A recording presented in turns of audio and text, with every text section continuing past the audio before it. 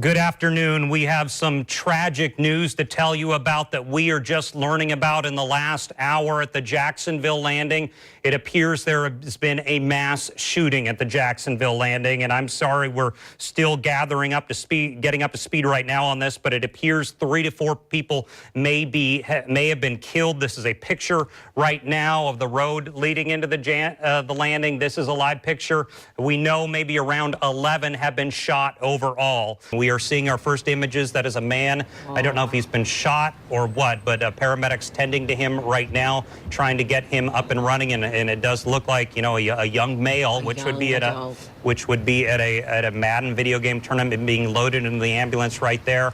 That may have been one of the 11 who was shot. We don't know at this point, but he is getting medical attention. Oh, this is heartbreaking to see. That's right at the edge of the landing right there. And you can see the rifles there that JSO has out right now. People are still patrolling, and then you also see, even by water, because the landing is right on the St. Johns River, that you also see JSO near the landing as well. And there's Ethan Calloway. And guys, as soon as we have Ethan, we'd like to go to him. We understand it's in real time, but you let Ethan know when he's ready to speak to us. We would love to hear from him as you see those JSO officers with rifles. We don't know if multiple people had weapons. These are things we hope to get from the sheriff soon. Our assistant news director is bringing us in. Janice, so we now see, according to the Jacksonville Sheriff's Office, one suspect is dead at the scene, unknown at this time. If they have a second suspect, searches are being conducted. You can see the massive police presence. We are just a block away from the Jacksonville landing, and you can see how many JSO officers are here right now. Our photographer, Jerry McGovern, was one of the first to arrive on scene here, and he was just telling me a few seconds ago, people were telling him an argument happened at some point during this Madden tournament, and then gunfire erupted. Our Brian Jackson, our sports anchor reporter Brian Jackson, sent out a YouTube video just a few minutes ago that appeared to be narration of the Madden tournament, when you could hear what appeared to be, what sounded like gunfire erupting in the background. We do know they have set a perimeter where the streets are shut down. This is going to be a thorough, long investigation. And Eric Avenier, you're here right now. Eric, you came in and you got some perspective on this. What do you know at this point? Yes, I got some perspective on this. It was around this time last week. My wife and I, we were actually in the Chicago Pizza where they have that little that gaming area. Yes. One thing that I noticed when we were in there, because they had another tournament during that time, the one thing that I couldn't help but notice was it was wall-to-wall people in there, and just about everyone had a bag. No one was checking bags at the door. And it was just amazing to see how many people were walking in there with those book bags on, just literally walking in there, again, wall-to-wall people from the restaurant all the way to the restroom as you go through that gaming area there. So my sources within the Jacksonville Sheriff's Office are telling me that the SWAT team is down there right now, and they are searching, making sure there's no one else hiding just curious, or anything at this point. Did it sound, and we'll hear in a second, like more than 11 shots? You know what? I couldn't even count them because it's just very fast. It's not too fast, but you're just overwhelmed by the fact that, oh my gosh, this is shooting. And then you hear people screaming in the background, and I'm trying to hear what they're saying. You don't realize how many shots are happening, but there's quite a few. And so we're going to listen to that right now. Got a lot of good games going on. It's a lot. It's going to be hard to get them on stream. It's not a tough out today. Excuse me, not an easy out. Oh.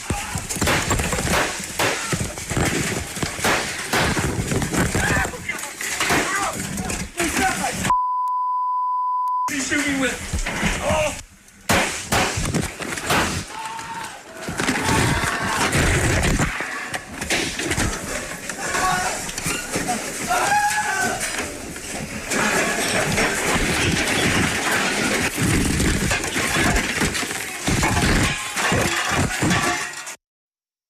Oh my God. And you're just hearing the audio of the shooting that happened inside this tournament. And I want to point out, I did count, based on what I could hear, there were at least 12 shots. At least 12. Yes, my firefighter sources tell me that this is one of 2 hospitals, this one and also Memorial over on University Boulevard. Let me step out of the way here because I want to show you something there. If you notice, you don't normally see this, but right now there is actually security that is guarding who gets to come in and who gets to come into the emergency room area, that driveway that leads up to the emergency room area. We just saw a JSO car go into that area just moments ago. We're going to go now to Ethan Callaway, who's joined by City Councilman Reggie Gaffney. Ethan, can you hear me? What are we hearing from the councilman?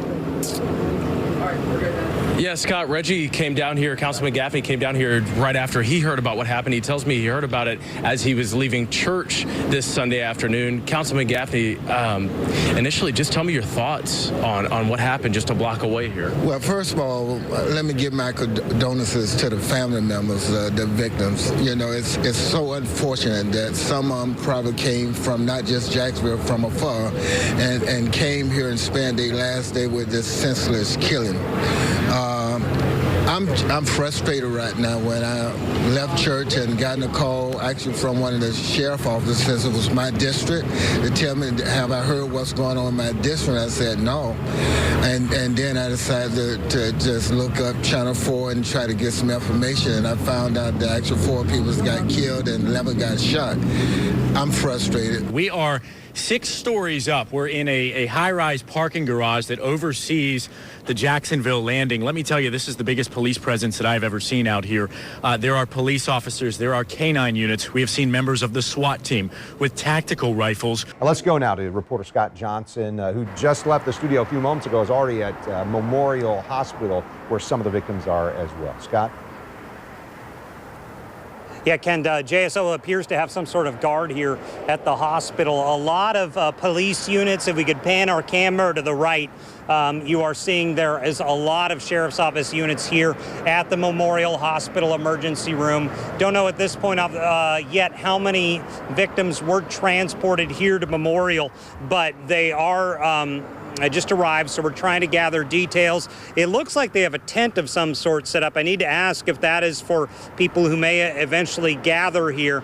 We just finished clearing the landing of potential witnesses and victims, that type of thing. Here's what we know up to this point. We have no outstanding suspects at this time, no outstanding suspects. We have one suspect in this case. He is deceased at the scene at this point. He is a white male, and we are still working to confirm his identity. Let's show you the video right now of them, of this robot coming out of this van, going into the parking garage. It's a slow process. They take their time in checking this out. They've used this in a number of bomb squad call-outs before. So, you know, obviously that is what's happening here. Just taking precautions at this point, making sure that there is no more danger. Tell me your thoughts. You know, you were the mayor of this city. Sure. Well, it's sad, you know. It's sad that we have senseless killing like this, where 4 people lose their lives over a game. Apparently 11 people were hurt, so we don't know the real numbers, but it's very, very sad. They tell us they got to look at the shooter himself. This is what they told us. And I went live, and a man just came out of nowhere. They're talking about they shooting, but my head, I just went towards that way and see what was going on. And then I just seen people just running out of there, screaming, pushing each other and everything. It was just crazy. There it is. There's a picture of David Katz, 24-year-old David Katz. CNN putting this out, or the Baltimore Sun, I can't tell, but it is confirmed that this is the shooter at the Jacksonville landing today. 24-year-old David Katz from Baltimore. Sheriff Williams just announcing this a few moments ago. It's believed to be David Katz, and believed that he was at the landing for the tournament, the Madden 19 tournament that we've been reporting on here. And at the same time, we're also getting reports and following up with what is being reported that there is a raid, if you will, going on at David Katz's home in Baltimore. This is live video up there in South Baltimore, as ATF and FBI are helping with this investigation. They are going into his home there. You can see there is a man in a yellow outfit who is hanging from a harness on the side of this BB&T building. Now, this is the Forsyth side, and one gentleman tells me that he's been there for at least 30 minutes. He's hearing that some type of scaffolding broke. We do have Randy Wise, who is on the phone joining us now. Randy, I imagine you're looking at the same scene that we are. Can you tell us what is happening there, and what do you know about this high-angle rescue? Obviously, yeah, I mean, you had an unbelievable quick response. Our special operations team is at Station 4 at Duval and Jefferson, so they're able to get there very quickly. And as you see now, they've got one firefighter to them, another one over the wall, and they're probably working on the hall system on the roof. They've secured a good anchor point, and they'll start to hopefully pull those the firefighter and the worker up in just a minute. They're getting close to solving this problem. So it looks like a great job. We'll reserve that until they get them over the edge, but they're pretty close to succeeding and saving these two. Is there any danger on the ground? Anyone for scaffolding falling? Yeah, some of that equipment, who knows really how it failed and what it might be. So our brothers in blue at JSO, they've obviously got everything secured below, making sure everybody stayed back. We do have lobby control. They put a crew inside immediately to get lobby control, where they maintain the doors, make sure nobody gets out, maintain use of the elevators so we can get our crews, get our equipment crews up there. So there you go, one of them coming over the edge. Sigh of relief we're all watching here on Channel 4, live from Sky 4. It's two firefighters rescuing two men who were cleaning the windows and their scaffolding broke. An amazing response there within 30 minutes. This is done to textbook, right, Randy? Oh, this unbelievable response by the special operations team. I mean, this is, to be able to get up 20 some odd floors that quickly and be able to get a system in place. This is a real attribute of the training and the professionalism of these firefighters. That breaking news comes from Savannah, where National Guard soldiers from Puerto Rico were killed when their C-130 cargo plane crashed shortly after takeoff. The aftermath, captured on Facebook Live. I watched the whole thing like he was flying normal going this way, and then he turned, and then he got real steep into his turn. I mean, he just dropped like a rock. The aircraft was on a training mission when it went down on a road. Originally, it was reported by the Georgia Air National Guard that 5 people on the plane were killed, but about 90 minutes ago, the military said it would not confirm that number or the number of people who were on the plane until all of the families involved have been notified. We also just learned that the plane was headed to Arizona when it crashed. People who were nearby say they felt their buildings shake and they heard a loud explosion. The crash was at the intersection of Highway 21 at Crossgate Road, which is about 3 miles away from Savannah Airport. That highway is now closed, and officials say it will likely remain closed for weeks during the investigation. As we learn new information about this tragedy through the day, we kept you informed by sending push alerts from our News 4 Jax app. Eric Avanier is on his way to Savannah. We'll have a report from him at 5:30, but we begin our coverage with Vic Michelucci, who is joining us live from near the scene. Vic? Well, this is a very active investigation at this hour, Tom. It is also a very somber scene in this community. I spoke with a lot of residents, people who live near where this plane crashed, and they told me they live and breathe by the military. They're so close to the base. They have so many military men and women, service members who live here, who travel here, and they are just devastated about this loss. Joining us now is News 4 Jax aviation analyst Ed Booth. He was in contact with Savannah Airport, and he said C-130 airplanes in the area have been flying combat maneuvers with tight turns this week. Now, Ed, I'm going to explain to all of our viewers that the three of us have seen this video of the plane actually crashing just before it goes into the ground. We're not showing that out of respect to those who lost their lives and the families who have yet to be notified. But this plane, we can describe to you, is seen going down nose first, slowly going into a rotation or a spin just before it crashes. Ed, what does this tell you about this crash? The video that we've seen recently will be of tremendous assistance to the crash investigators. It shows a clear aerodynamic departure stall followed by a spin into the ground. Now to the breaking news we've been following since this morning. New details emerging about a deadly military plane crash near Savannah. Witnesses describing seeing the C-130 Hercules hurtling toward the ground. And it just started to the left, slowly going to the left. And it just went upside down on his back. And it went all the way on his back, flat on his back, and went down to the ground. Boom. A still image taken from surveillance footage shows the aircraft taking a nosedive and crashing onto a highway near Savannah Hilton Head Airport, missing passing cars. We're not showing you the entire video out of respect for the victims of this crash and their families. News for Jack's I-Team investigation. Several homeowners along this stretch of Ponte Vedra Beach are accused of excavating sand from the public beach and using it to protect their own properties. Now the state's Department of Environmental Protection is investigating whether those homeowners violated the law. This is Sky 4 video of these homes on Ponte Vedra Boulevard, just north of Solano Road. The owners include well-known CEOs, among them Oscar Munoz, the head of United Airlines. We tried to get into contact with each homeowner, and David Brown, the CEO of Web.com, was the only one to get back with us.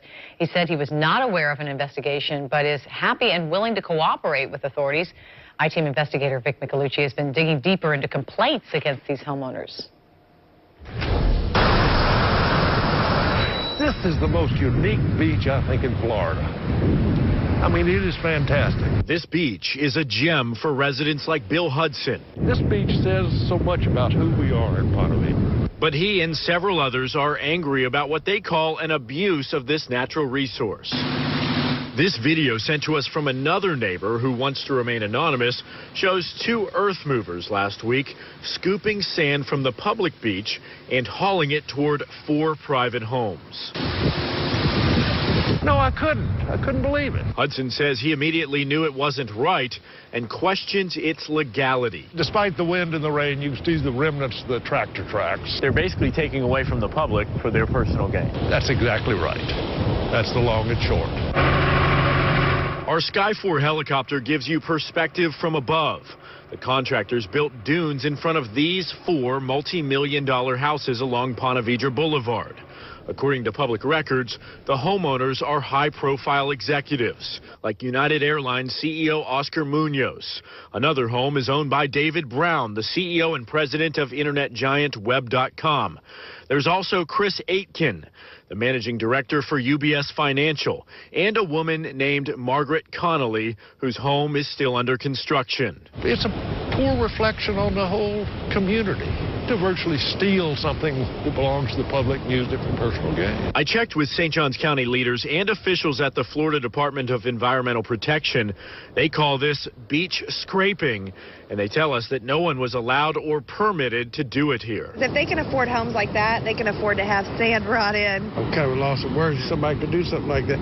If you got money, I guess you can do anything. According to letters from the state's Department of Environmental Protection, the agency believes it's a violation of Florida statutes. After neighbors complained, the state launched an investigation. Yesterday, the DEP's district supervisor sent these warning letters to the 4 homeowners, letting them know they're under investigation and could face fines, plus be liable for damages and restoration fees. Everybody lost beach. Everybody contributed sand for this. Bill Hudson, who lives on the beach just south of these properties, says after Hurricane Matthew, he and a few neighbors pulled permits from the state to have their dunes rebuilt legally. But that cost $28,000 for his property alone. He doesn't think what's happening here is fair. It'll be interesting to see if the DEP has the strength of character to stand up for the public. We went to all 4 homes today, trying to speak to the homeowners to get their side of the story, but no one answered the doors. But there's no way that these people would just have these dunes put in front of their homes without them knowing, right? No, I mean, no. I mean, they were all a part of this. Yes. Now, a breaking news alert from the News 4 Jax I-Team, getting results in a months-long investigation. You may recall back in March, we first told you that 4 wealthy homeowners had been accused of taking sand from Ponte Vedra Beach and using that sand to build dunes to protect their oceanfront homes. The homeowners are United Airlines CEO Oscar Munoz, Web.com CEO David Brown, UBS Financial Managing Director Chris Aitken, and businesswoman Margaret Connolly.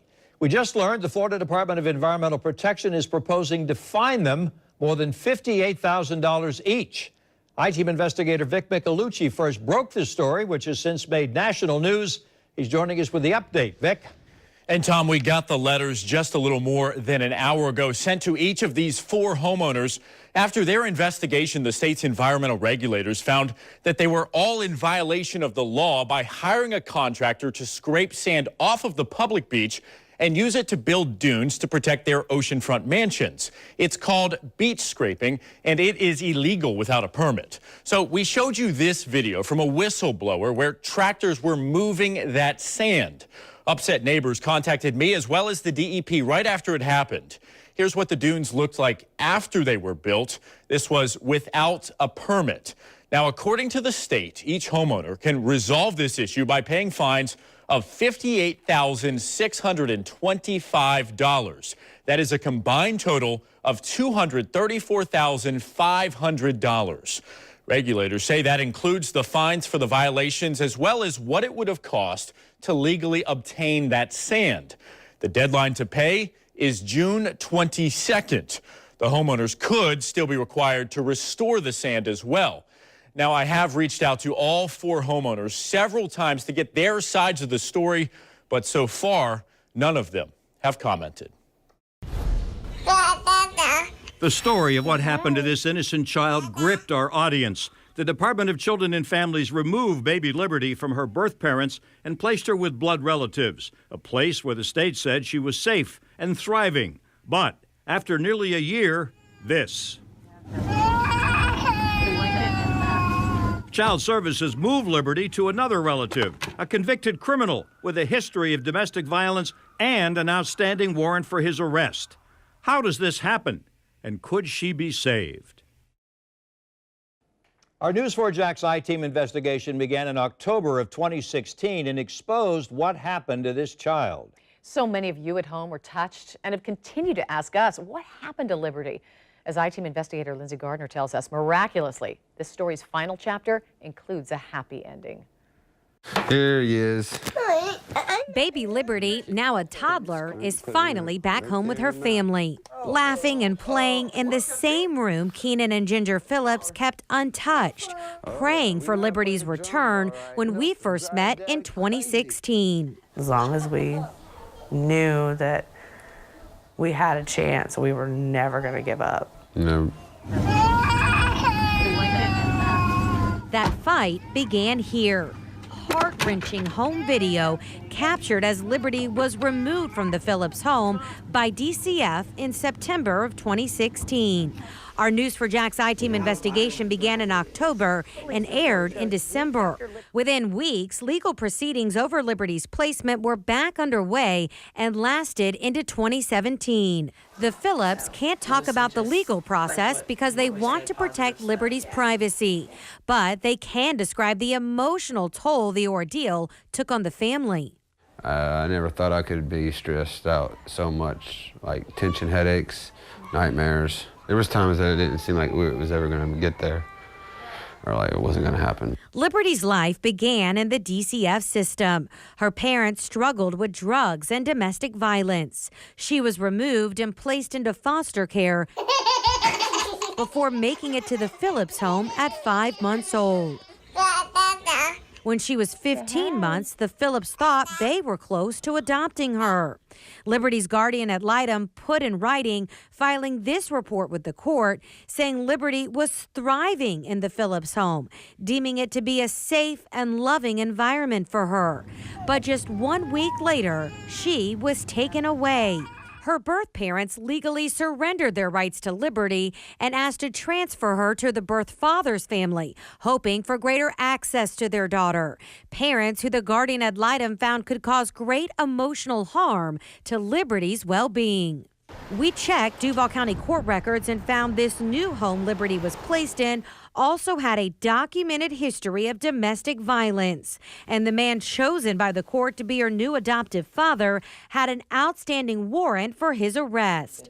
Now, buyer beware. Tonight, our I-Team investigation into Riverside Chevrolet continues. The Jacksonville dealership is facing dozens of complaints for unethical business practices, including failing to pay off loans for vehicles traded in, causing customers' credit scores to drop. State regulators launched a full investigation after seeing our report. I-Team reporter Vic Micolucci has spent the past 2 weeks working on the story, and tonight he has a closer look at the owners of the dealership and their troubling financial history. Should this dealership still be in operation? No, not at all. Not at all. 3 former Riverside Chevrolet employees coming to the I-Team to talk about what is going on behind closed doors. I do think that this is just the beginning, and there's more going on than I even know. For the last week, we have been telling you about a long list of customer complaints about this Jacksonville dealership. Most of them center around the dealer agreeing to pay off the loans on the trade-in vehicles, but not doing that. It has caused dozens of customers' credit scores to drop significantly. One woman says she lost her VA loan for a mortgage on a home because of it. Cindy Ray was the title clerk for Riverside. What's their incentive? They got money in the bank, they got their bills paid. During the time I'm waiting on getting my payoff done, I overnighted a check to Daddy Ferguson for $30,000. Father Andrew Ferguson is the owner. His son Damon Ferguson is the owner as well and general manager. Another son, Dwayne, is the operations manager. We've found that they have owned a number of dealerships in Orange Park, St. Augustine, as well as the New Orleans area. The Louisiana Secretary of State lists them in bad standing because they did not disclose their financials. Former office manager Michelle Spears says money was always a problem. Probably about 4 months in is when I noticed that it was bigger than just a late payment. When I started getting calls from the other dealerships that they had recently closed, angry customers from them, and I just knew it was going to be inevitable that it was going to be a big fiasco for us too. Henry is the former finance manager. He asked us to hide his identity for the good of his future career. He too tells us about a number of shady dealings. I left because I couldn't continue doing business like this. Again, I've been in the business for over 17 years, and this was not going to be my reputation. These 3 former employees tell us the Fergusons live a lavish life. Spears knows because she wrote the checks. She tells us they had a private plane that cost $35,000 a month. They own expensive homes and condos in Jacksonville's riverfront, in Miami and Orlando. All meals, travel, and mileage were on the company. And the father gets a $30,000 allowance check every month, even if employees and trade-ins are not paid. Everything was expensed through the company. All the while, these former employees attest the dealership is not paying customers trade-ins like they agreed to, and isn't even paying its workers' commission checks. What was it like for you to get all these angry customers? I took it personally. Many days I'd walk out and cry. Like now. Oh, we had a lot of those talks, didn't we? I take it personally. In Jacksonville, I'm Vic Micolucci, Channel 4, the local station. The new ownership, Beaver Automotive, has settled more than $3 million in unpaid liens and payroll. The old management, they're gone. State agencies continue to investigate the former owners and are planning to punish them with hundreds of thousands of dollars in fines. It's investigations like this that are so important to our community. Not only are we working to make it right for the customers who were hurt, we are trying to make sure this doesn't happen again. We always put our viewers first, and we promise to stay true to that mission. With your help, we can continue to do that. We thank you for your time and your public service. News 4 Jax starts right now with a breaking news alert. An unprecedented day here in Jacksonville. These 2 city council members, Katrina Brown and Reggie Brown, facing a long list of fraud, conspiracy, and money laundering charges. Reggie Brown says he's innocent. I'm innocent, and the end of the story would definitely justify. Those charges tied to Katrina Brown's failed family barbecue sauce business, which was raided by federal agents in 2016. Sky 4 flew over the federal courthouse downtown as the 2 council members made their first appearance in front of a judge. Both were allowed to remain free on $50,000 bond. This is new video of Katrina Brown as she was leaving the courthouse about 35 minutes ago with her attorney. She did not say anything to reporters as she was walking out. If convicted on every single count outlined in this federal indictment, The 37-year-old Brown could face up to 720 years in federal prison, and 56-year-old Reggie Brown could face up to 601 years. To be clear, these are the maximum sentences that are almost never imposed for this kind of crime. Taking a look at sketches from inside the courtroom, federal prosecutors say the two council members, who are not related, created two businesses which they used to submit fake invoices to their lender for services that the business never provided. As you just heard, Reggie Brown says he is innocent. His attorney tells News4Jax the feds are indicting someone over a business failure and no fraud was committed. We begin our coverage with News4Jax reporter Jim Piggott, who spoke with the attorneys for both of the council members. And Joy Purdy is anchoring our coverage from the field. Joy? Well, Stacy and Tom, we showed the video a second ago. Let's see it again. First, Katrina Brown. She was the last person to leave the federal courthouse. One of the court employees came outside and told our own Jim Pickett that the reason why she was held up was because of their computer. They were having computer issues. She came out with her attorney. She did not say a word. She may have nodded in response to a question when asked if she was going to retain her attorney throughout this entire process. She and he both said that they had hoped to. And before she left the courthouse, Reggie Brown left the courthouse, and he did stop and speak with the media. He, as you saw and heard, maintained his innocence. His attorney spoke as well. Path of destruction. Hurricane Michael wiping out buildings and leaving ruin in its wake. These are just some of the videos from the Florida Panhandle, a glimpse of Michael's wrath. News4Jax crews safely battling the elements to bring you live coverage. As new video comes into our newsroom, this image showing what's left of a Florida boathouse now torn apart.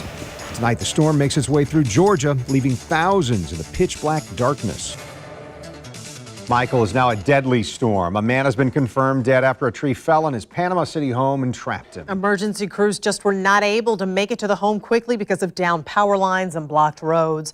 About 30 million people are under a tornado watch tonight across Florida, Georgia, Alabama, and beyond. In many of our local counties, they're under the watch until 2 a.m. At the same time, we have new videos coming into our newsroom, and that includes our first look at damage in Alabama. Oh, my goodness.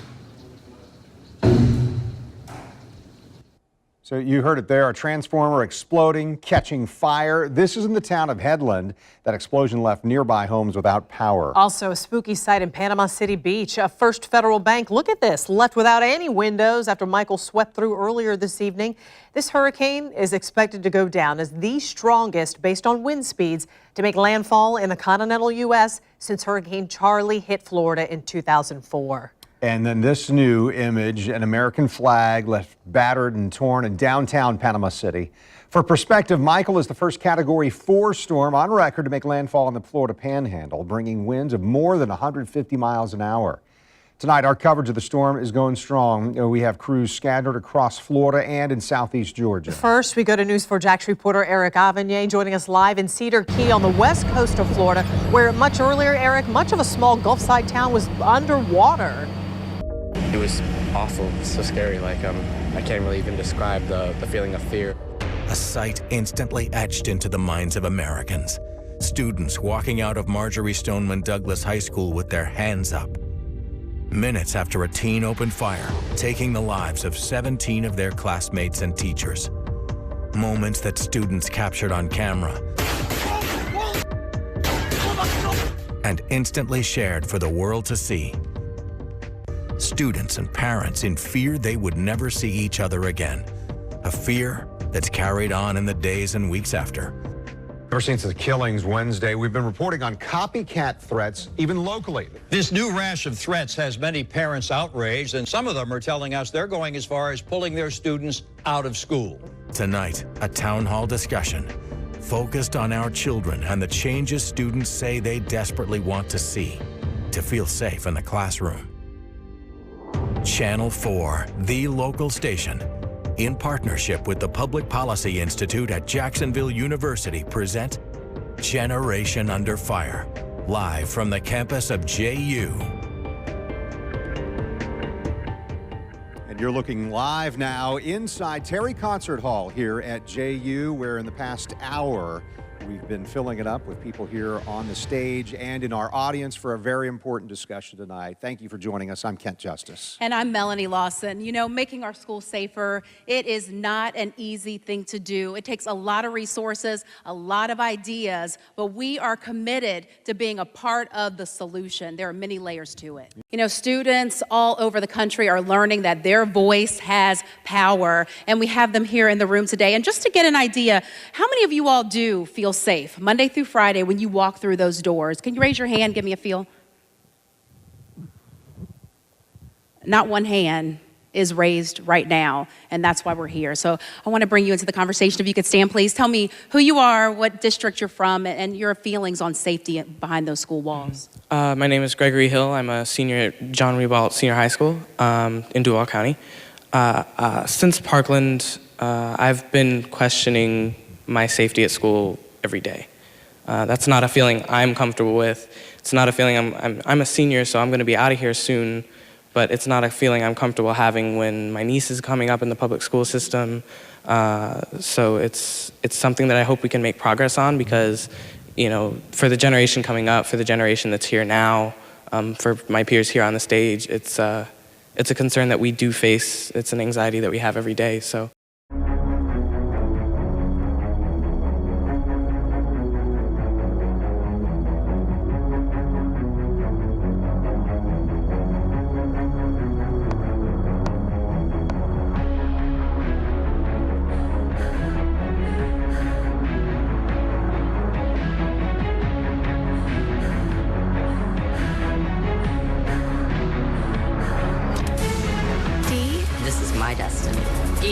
This is my destiny. S. This is my destiny. T. This is my destiny. I. This is my destiny. N. This is my destiny. Y. This is my destiny. Live from the historic Florida Theater in downtown Jacksonville, this is the First Coast Spelling Bee, presented by Chick-fil-A Jacksonville. Here is your host, Bruce Hamilton. They are 11, 12, 13, and 14 years old from North Florida, and they want to spell their way to the National Spelling Bee in the nation's capital. Good evening, and welcome to a live broadcast from the historic Florida Theater in downtown Jacksonville.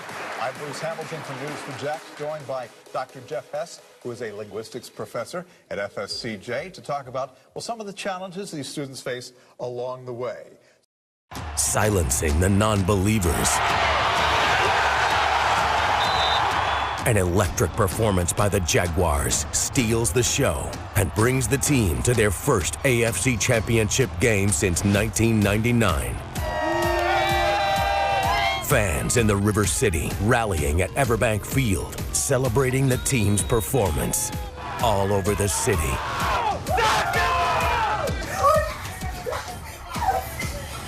Yes! A familiar cry.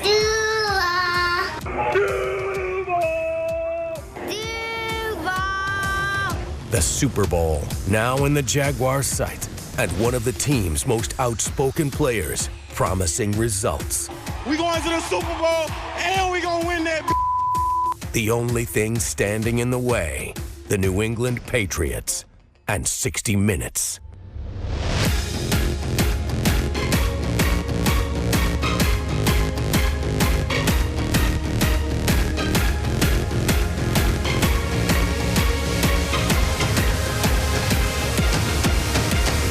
From Channel 4, the local station, this is For the Game, the AFC Championship preview. Can you feel it? Jacksonville, right about now, everywhere that you look, someone or something is dressed in teal, in black, or gold. Just watching that video has got us all amped up. The News for Jax team is live here locally and in Massachusetts. We want to check in with Sam and Mark joining us live in Foxborough with a look at what they have coming up. Hey, guys. His service to the country was undercover, and it was behind enemy lines. He spied on the Nazis from a top-secret plane and was even prepared to swallow a poison pill if ever captured. As News 4 Jax reporter Scott Johnson shows us, Marvin Edwards is an American hero who went on to become a legend right here in Jacksonville. The word history has kind of an odd spelling, don't you think? know it's not polite to ask, but you were 96, is that correct? That's correct. It looks a lot like his story. They were looking for people who could fly over Germany. And in Marvin Edwards' case, make a record of what the Germans were doing. The two essentially mean the same thing. He dropped spies into Nazi Germany from a top-secret aircraft called the Mosquito. He photographed the bodies of people Hitler murdered. Were they starved beforehand? Nothing. They got them in a field and then just said open fire. And he almost never made it out of his 20s. Were you ever in danger? Yeah, well, they gave us on the Mosquito flights what's known as poison pills. Because you see, before there was a CIA, if we were shot down and were alive and were surrounded by Germans, there was the OSS. We should take the pills so they couldn't put us through an inquisition.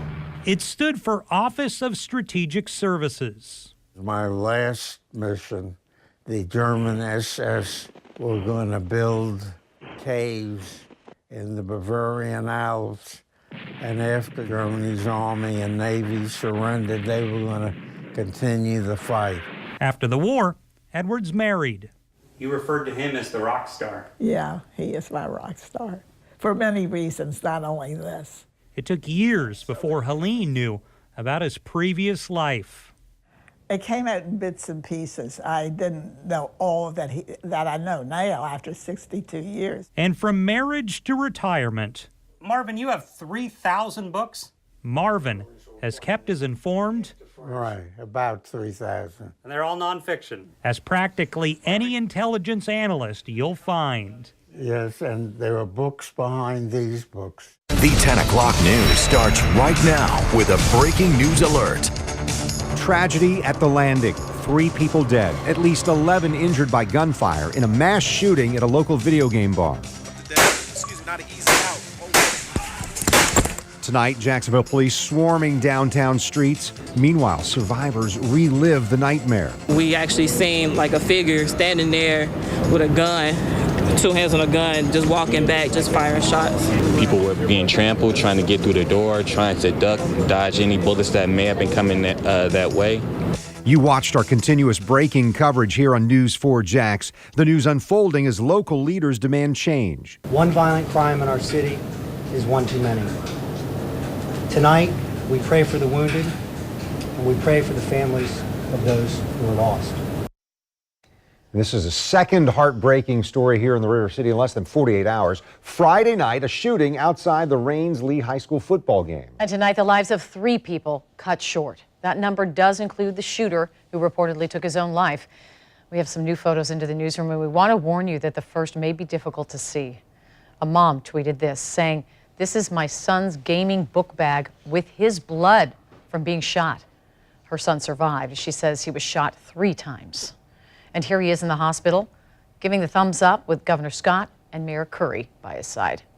During a news conference earlier this evening, Jacksonville Sheriff Williams said officers are looking into this man, 24-year-old David Katz, as the possible gunman. We're told he's from Baltimore, Maryland, where a second investigation is now happening. And here's what else we know right now. The gunfire began during a Madden 19 video game tournament. It was taking place at the Good Luck Have Fun video game bar, which is connected to Chicago Pizza at the Landing. Investigators say the gunman's car was parked at the parking garage at Main and Bay Streets. SWAT team members and the bomb squad could be seen entering that structure earlier this evening. At last check, this is an ongoing and active investigation. Jacksonville police are urging everyone to avoid the area near the Landing downtown. And now on this Sunday evening, we have called several of our reporters to bring you an extended edition of the 10 o'clock news. Our team has been in the field all day, bringing you live updates as they come in. And we want to go first to reporter Devin Bartolotta live outside Katz's home there in Baltimore, Maryland. So, Devin, you've seen a large police presence there. You've been there for hours, officers going in and out of that home. That's right. The ATF and FBI have been here for going on more than 4 hours now, and they are still outside the home here. Neighbors say this is where his father lives. Now, we are just told by authorities that it is believed that this home is associated with the shooting in some way, but there has been a heavy presence here for hours now. Devin, you spoke to neighbors. What did they tell you? Neighbors here are quite frankly shocked. They say that one woman that I spoke to said that she came out to walk her dog and there was an ATF agent with a rifle walking right by her, and she just turned right back around and went back into the house. Someone else here said that he looked out of his window and he saw the cars rolling in really quickly and people getting out with weapons. And they had those weapons out for quite some time, and I think a lot of people here were very nervous about that, and a lot of them really wanted to know what was going on and why this house was under so much focus. Devin, are any investigators there revealing anything, what they're looking for, how long the investigation goes, anything like that? So far, we haven't had any official update. A source does tell me that they're going to be interviewing some people here to see what role this house, if any, has to do with the shooting down where you guys are in Jacksonville. But so far, there's been no official word on exactly what they are looking for here. But we did see earlier a man and a woman escorted by ATF agents into the home. There was also a canine that followed them into the home as well. So I'm sure that we will find out in the coming days what role this home has in this investigation, and also what they might find inside. All right, Devin Bartolotta reporting to us live from Baltimore's Federal Hill. Thank you, Devin. And Vic Micolucci will be there first thing in the morning. The News 4 Jax I team is also digging deeper into the shooting, working to learn any information about the man police believe shot up the video game bar. And we know that his car was found at a parking garage near the landing. I want to show you Sky 4 drone video showing SWAT doing a methodical search back when we did not know if there was another shooter involved. JSO said people were hiding in locked rooms as all of this unfolded. Investigator Vic Micolucci is joining us with what he's uncovered online and about a possible motive. Vic? Yeah, we've been working very hard at the I-Team to get these details. Jacksonville's sheriff formally identified him as 24-year-old David Katz. He is from the Baltimore area. He was a competitive Madden gamer. We found that. He went by the nickname Bread. I found a list of registered players in the Jacksonville tournament. He was on it, along with a couple dozen others. I want to show you video of him from a competition just a few years back. This was broadcast by EA Sports in partnership with the NFL. Listen specifically to what the commentators have to say about David Katz. You are not going to see much emotion from our guy, Brett. This dude is a man David Katz keeps to himself. He's a man of business. He's not here for the experience and to go out, this, that, and the third. He's not here to make friends. He's all business. He's focused, and to even get him to open up to talk to you about anything, it's like pulling teeth, man. JSO, the ATF, and the FBI here in Florida tell us that they are working with their law enforcement partners in Baltimore as they search that address that we told you about, linking him to South Baltimore. I'm told this is a very nice neighborhood. They have to do this very carefully, making sure that there are not any explosives or traps set. So they're going to be very meticulous, trying to talk with family members, friends, neighbors, coworkers, unraveling clues about what set him off.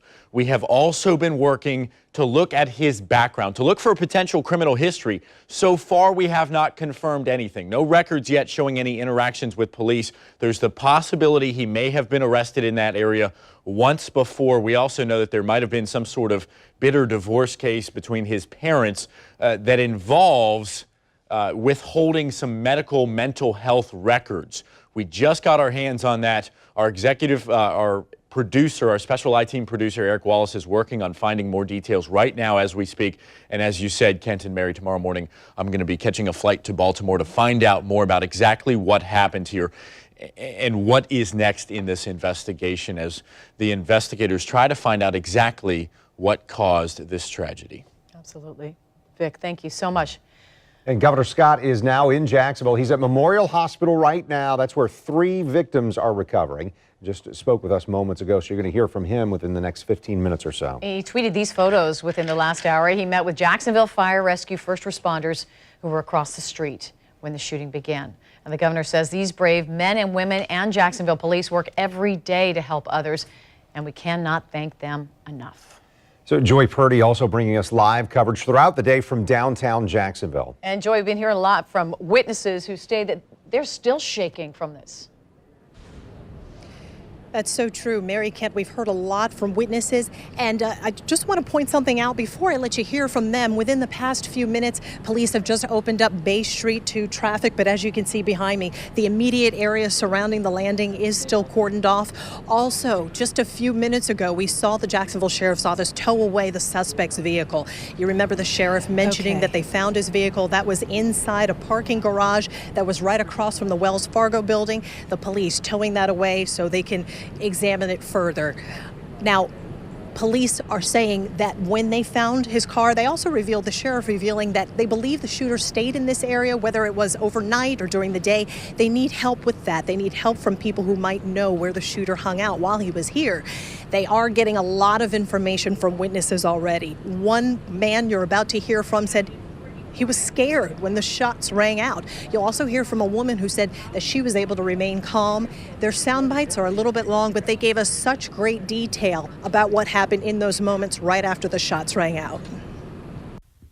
Javari Long from Atlantic Beach tells us he was nearby as shots rang out at the landing. He streamed this video live on his Facebook page as he was walking toward the landing, trying to reach friends inside, and saw the chaos. At first, it wasn't people running out because they were scared. Like, it was a bunch of people in there, so they was trying to get probably cover or, you know what I'm saying. But as we got closer, we seen a lot of people start to come out, and they was injured, some shot. And about time we got down there, JSO was carrying, because the ambulance went down here, the news company, no, the ambulance went down here. Like, JSO was carrying people out that was shot. Like, it was horrible feelings. I seen people laid down on the ground. Like, in my video, you can't really see people that was laid down there, but the people that was down there on the ground that you do see in the background, they was all injured. Sean Richardson also describes the chaos. She was nearby at the Hooters restaurant at the landing and ultimately found a place to hide. I was down at the landing. I was listening to some music like I normally do. You know, it's like the Muzak stuff you listen to in the mall. And I just heard sound like gunfire. And the next thing I know, I see some people coming out of Hooters. And they were kind of falling. I think even a guy fell on the ground trying to get out of the way of the gunfire. And I just stood there for a couple of minutes, and I heard the shot again. And then that's when more people started coming out. And I got aggravated because no one would tell me where the shooter was. You know what I mean? I was scared. So I ran inside the other entranceway down by the other bar. And I got into a little doorway, and I hid there for about 10 minutes. Now, even though Sheriff Williams says there is no second shooter, he is still urging people to do what these two have done. Let them know if you have any kind of video from the scene today, and if you heard or saw anything, let them know that as well to help them in their investigation. Down here live at the landing, I'm Joy Purdy, Channel 4, the local station. And tonight on the state level, we've seen many Florida leaders chime in on this mass shooting. Governor Rick Scott, they're tweeting 3 messages regarding his communications. The first one just spoke with the President of the United States regarding the shooting at the Jacksonville landing. He offered any federal resources needed to respond. FDLE and the Florida Highway Patrol are currently assisting law enforcement. We also know that he says, I've spoken with Mayor Curry, addressing his conversation there regarding the shooting, and offered state support and resources. And Governor Scott saying that he's been in touch with law enforcement. This message: I've spoken with the JSO, the Sheriff Mike Williams, to offer any state resources he may need. FDLE currently responding. I've spoken to FDLE Commissioner Rick Swearingen regarding the shooting in Jacksonville. We will continue to receive updates from law enforcement. And then Florida Senator Bill Nelson, he's weighing in as well. He's tweeting about his frustrations. Quote, word of another tragic mass shooting in our state brings shock and outrage. And right now, law enforcement are doing their jobs under horrific circumstances, and it's important that people in the Jacksonville area heed their warnings. Former Jacksonville Sheriff and the current Congressman John Rutherford, he kept it brief. He said, horrified by what has transpired at the landing. Representative Rutherford also joined us over the phone earlier. You said it best. To go through these horrible circumstances like we've seen today. You know, you try to find reason in some of these things, and sometimes there's just no reasonable explanation for what's occurred. Congressman Rutherford went on to say that these are the sort of things local law enforcement trains for, and while officers hope to never need it, they have to be prepared for a day like today. We've also heard from the two leading GOP candidates for governor in Florida's election in 2018. Florida Commissioner of Agriculture Adam Putnam tweeted this: "Our prayers are with the families of the victims in Jacksonville." Meanwhile, North Florida Congressman Ron DeSantis tweeted, quote, "Thanks to the first responders from JSO for heading into a terrible situation at the Jacksonville landing. Thanks also to Florida Governor Scott for providing state resources." As more responses come in, we'll be posting them on our website, news4jax.com. Now to recap what we know right now, we want to clarify 3 people are dead, at least 9 injured following a shooting at Good Luck Have Fun video game bar. That's near the in the Jacksonville landing, actually. This number has gone back and forth, but this is the latest information from police. Among the dead, the suspected gunman, who police say may be David Katz from Baltimore. The wounded are being treated at 2 different hospitals, UF Health and Memorial Hospital. And right now, police in Baltimore are searching Katz's home, looking for evidence. A motive for the shooting has not been released. As more information comes in, we're posting updates to news4jax.com. Right now, we have several stories dedicated to this breaking news. That includes one about victims sharing their survival stories. We're also working to post a timeline of what we know about the unfolding events. Also, Vic's I-Team investigation, what we've learned about David Katz. All of that and more on the homepage of news4jax.com. And we also encourage you to download the News4Jax mobile news app. This is the first push alert we sent you this afternoon about the mass shooting. You can see it there. It is a free service, often breaking news before it even makes it on television. So if you don't already have this, just search WJXT in your Apple or Android app store. And stay with News4Jax. Our coverage is continuous during this extended edition of the 10 o'clock news. And as we head to break, we want to take a live look downtown Jacksonville. Officers are warning people avoid this area. They'll be there for quite some time. The road closure will remain active. We will update you on that in just a moment. We'll be right back.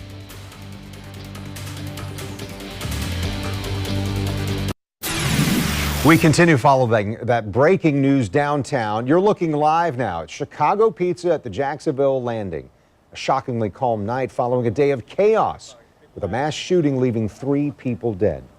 And as mentioned, we continue following that breaking news. It's downtown where the 3 people are dead, include the suspected gunman. All of this happening at a video game tournament near the landing. Earlier today, video of that tournament was live streamed on YouTube. And during that time, you could hear the gunfire start. We want to warn you, you may find this video disturbing. Tough out today. Excuse me, not an easy out.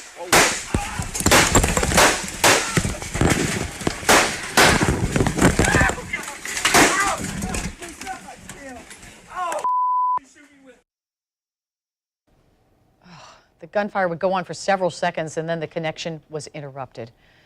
We want to take a moment to walk you through the timeline of this breaking news. Jacksonville police say calls of gunfire at the Good Luck Have Fun video game bar first came in at around 1:34 this afternoon. Then 2 minutes later, 1:36, the first officers arrived on scene. A few minutes after that, investigators say they found 3 people dead and several injured. Among the dead, the suspected gunman, David Katz. And we're told 11 people were injured by gunfire and several more injured during the chaos that erupted. Yeah, 6 of the victims were taken to UF Health Jacksonville, and that's where News4Jax reporter Eric Avanier joins us live with more on the hospital operations. Eric?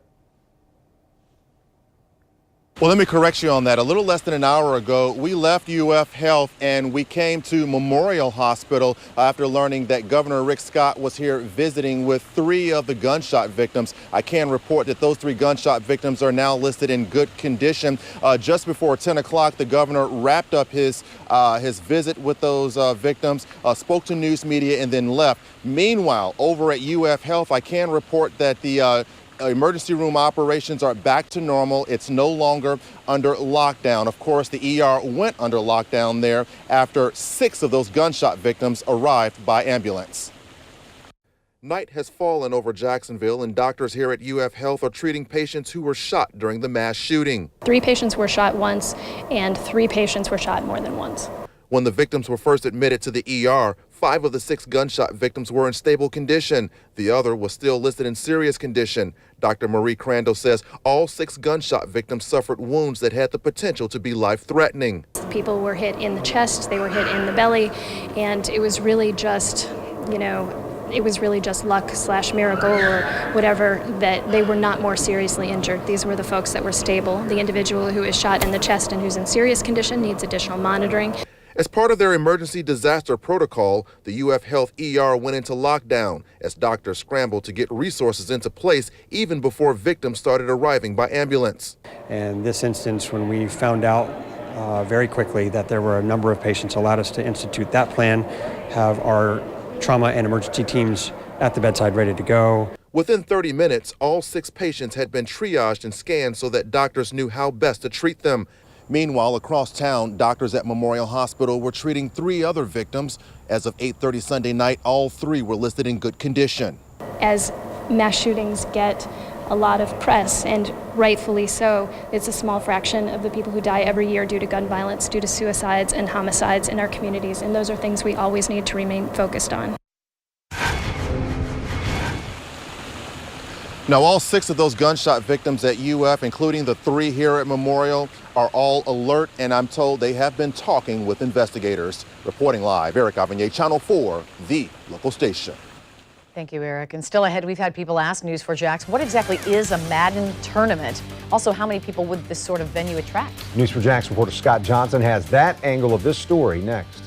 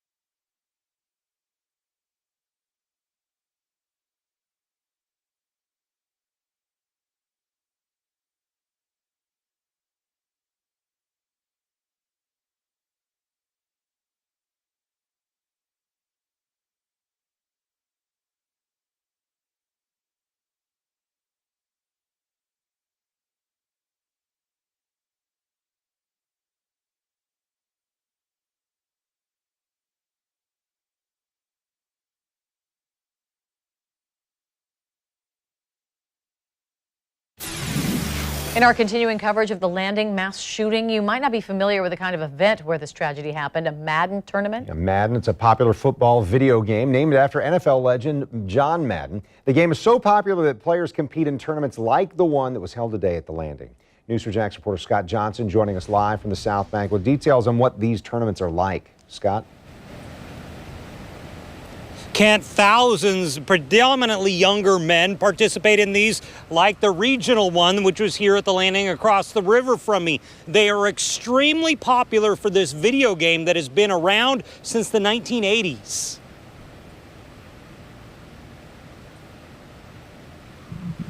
And this story is something that is shocking a lot of people because they weren't quite certain what are these Madden tournaments. It is something that they have at places like Chicago Pizza, where they have video games inside the facility. A lot of places all over the region, they try and go toward a national tournament where they can compete and make some money. It is extremely popular with really that video game NFL demographic. Version of the game, Madden 2019. The tournaments draw people from all over the region to play. In this case, the shooter is believed to be from Baltimore. During the tournament today, disturbing video that was streamed of the Madden game. That stream goes offline after gunshots are heard.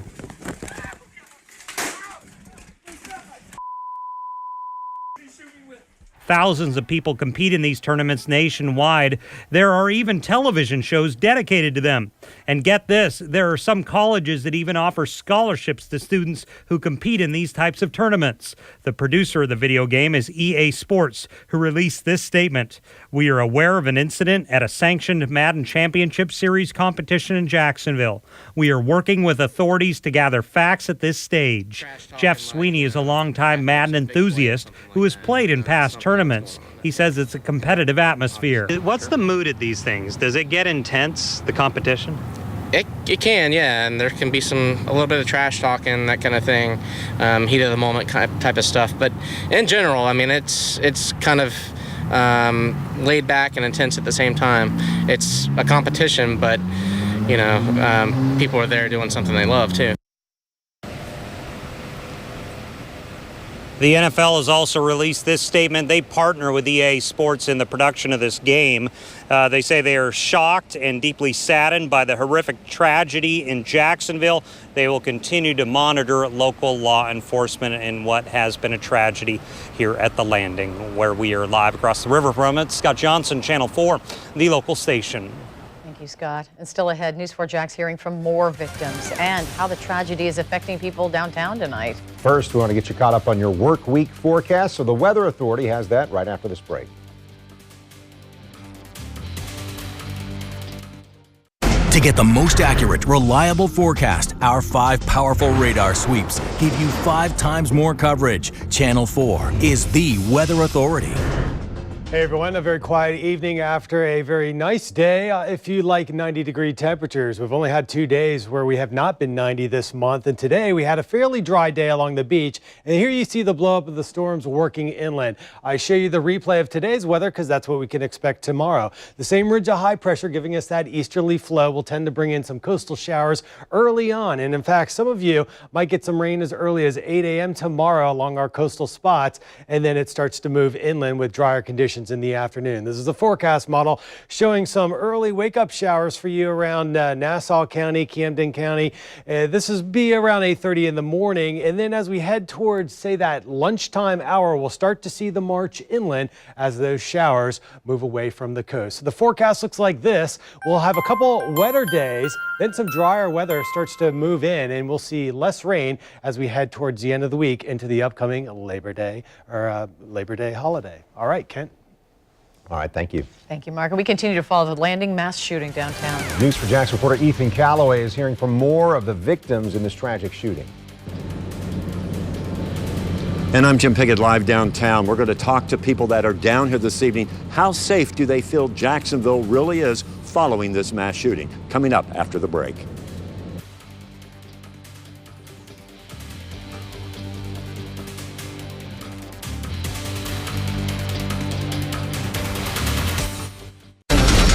News 4 Jax starts right now with a breaking news alert. Now at 10:30, a developing investigation happening in Baltimore, Maryland. And this is a look at the area where police say suspected Jacksonville Landing shooter David Katz lived. Yeah, police have not revealed why Katz may have opened fire, killing 2 people and injuring several others. But officers say he then killed himself. As more information comes in, victims of the shooting, they're stepping forward and recounting the nightmare to News 4 Jax. This is a new photo of one of the shooting victims injured in the Good Luck Have Fun video game bar next to Chicago Pizza. And he is one of at least 9 people injured by gunfire, but he is also one of many survivors of this tragedy. Reporter Ethan Calloway is joining us live downtown. Yeah, Ethan, you've been speaking with other people who were there when that gunfire started. Yeah, Kent Mary, so many incredible and chilling stories came out of the landing today immediately after this shooting happened. Some of those people saw the gunman in his final moments as he pulled the trigger. Others, as you mentioned, even stopping to help those who were hurt. Thaddeus Gilder tells us he was in a nearby restroom when he heard gunshots and went in to find a man shot and lying on the floor. I told the evac to come get him. They took him to the hospital. He went straight to the ICU. He says he went on to help others escape the building, hoping to get people to safety. A lot of people say they hid in the bathroom over 40 deep, but most people ran outside the building. So, what did you do beyond helping that person who had been shot? Help get everybody out the building. Marquise Williams was inside the bar with his girlfriend visiting from Chicago, specifically for the gaming tournament. He describes the chaos when the gunfire broke out. We were sitting at the bar getting ready to order pizza, and then we heard a pop. Sounded like a balloon pop, but there weren't any balloons in the area. Then we heard about 2 or 3 more rounds, and then we took off running. People were being trampled, trying to get through the door, trying to duck, dodge any bullets that may have been coming that way. One of those people was Williams' girlfriend, Taylor Poindexter. She hurt her ankle being shoved out by the crowds as the gunman fired shots. We actually seen like a figure standing there with a gun, 2 hands on a gun, just walking back, just firing shots. And all of those people, as you might imagine, expressing their relief and gratitude to be alive tonight. Some of them even saying they feel that this can truly happen anywhere after experiencing this. We're live downtown tonight. Ethan Calloway, Channel 4, the local station. All right, as you can see behind Ethan, this is an ongoing investigation even at this hour. And right now, officers are still swarming streets downtown, and News4JAX reporter Jim Pickett joins us live. Jim, people who were arriving there later in the evening, what are they saying? They are just shocked, surprised, and really worried about this. You know, I've been walking around through downtown talking to people tonight. One place I did start first off was at the Omni, and there were a lot of the gamers that were actually staying there. They didn't want to talk on camera, but they were just numbed. They just couldn't believe what was happening here. I've also been talking to other people throughout downtown because there are some events that are going on this evening that are still going on, and the people there were very worried. Tonight there's a sense of uneasiness and caution in downtown Jacksonville. Nightlife is continuing. Not far from the landing at Music Hall, security is checking people as they make their way inside for a concert. The group, Nonpoint, is headlining, and it's attracting people from all over Florida. They say the crime's real bad around here, and everybody talks about they need to do something about it, but I don't live here. I'm from out of town, so. But I don't know. I hear the helicopters and all the cop cars and stuff. I feel pretty safe where I am, though. Others say they're nervous and even thought about not showing up tonight. Some believe this says a lot about the city and the lack of safety in Jacksonville. I think it's a shame. I think it's scary, and I think that it's unnecessary. The views of some people downtown here tonight, but again, most people are showing some compassion for what happened down here. They are just walking around just saying they just can't believe that something like this happened. Even though this area where we're standing, we're just about a block away from the landing, this has seen crime around here before. Tragic crimes like this, shootings out into the streets before, at the landing and during special events. But people here still are amazed that this has happened, and they really think something really needs to be done to try to curb this. We're live downtown. Jim Pickett, Channel 4, the local station. Thank you, Jim. Also aiding in the efforts tonight, the Salvation Army, helping first responders as they work through the night. Yeah, there are at least 8 volunteers with a disaster team providing food and drinks. News4JAX reporter Destiny McKeever live at Hogan and Bay Streets. This is where the Salvation Army is stationed. Destiny? Kent, we were able to move a little bit closer, but the Salvation Army has been here all throughout the night tonight, and they will remain here as first responders are here. They have been handing out food, drinks, water of all kinds to first responders, and they say they just want to offer all of their support during this tragedy. As police investigate what led to the mass shooting at the Jacksonville landing, the Salvation Army has showed up to support first responders in their efforts. We're here to support them. We're here to feed them. A lot of them haven't eaten all day. Emotional and spiritual care. If someone needs to talk, needs to pray, we're here for that as well. As many have questions about why the gunman opened fire on at least 12 people, the Salvation Army says its job is to counsel first responders having a tough time dealing with the tragedy. Have you heard from any officers at all? I have not. I just got here a few minutes ago. Yeah, I really haven't heard. I mean, they're just very focused on doing their job. Packages of sandwiches, chips, water, and Gatorade are being delivered. Prayer is also offered to the first responders in need. Anything you want to say, any message you have for first responders and their families? Just know that we love you and we're so grateful for everything that you've done.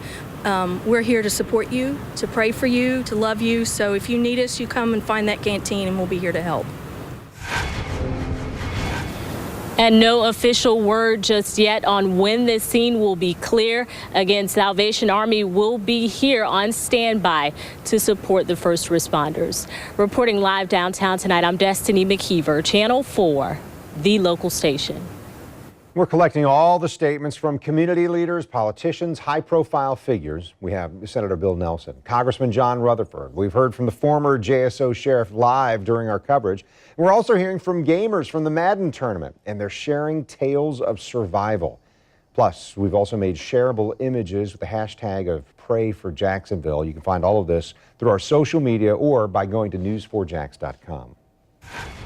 Now looking ahead, it's Sunday night, and tonight we will have a condensed version for you of the Sunday Sports Zone. Cole Pepper standing by with a look at what's coming up next. Cole? Hey guys, coming up an abbreviated version, as you mentioned, we're going to examine where the Jaguars go from here after their preseason win last night and the injury to Marquise Lee. We'll also have the latest on the start of the high school football season, and we'll bring you a full half-hour edition of the Sunday Sports Zone coming up tonight at 11:30. When we come back, the Sunday Sports Zone begins right here on Channel 4.